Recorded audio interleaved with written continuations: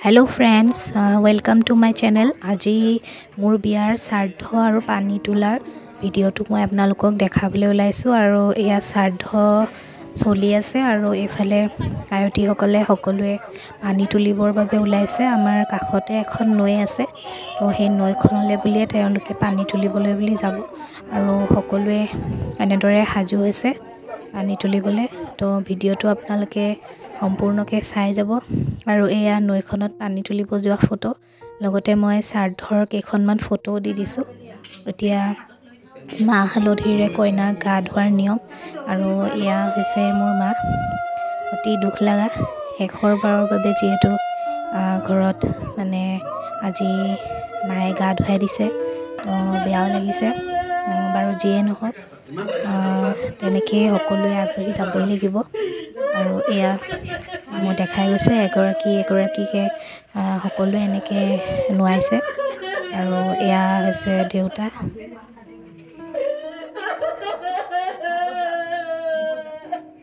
এয়া বৌয়ে এতিয়া মাৰ হালধি লগাই নোৱাইছে।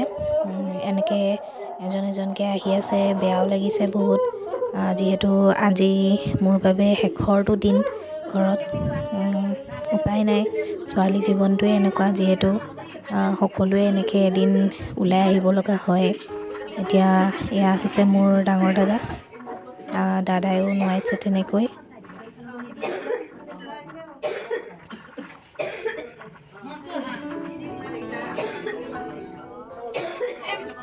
আৰু এইজন হৈছে মোৰ সৰু দাদা।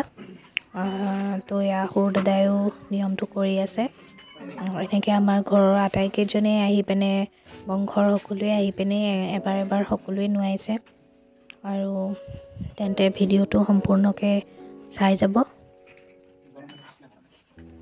ইফালে এয়া হৈছে মোৰ সৰু মামা আৰু এয়া সৰু জেঠাই, তেওঁলোক গুৱাহাটীৰ পৰা আহিছে।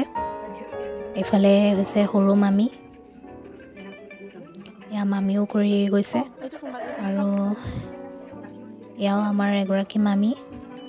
গতিকে মই যিমান পাৰোঁ দেখাই গৈছোঁ আৰু ভিডিঅ'টো আপোনালোকে চাই যাব।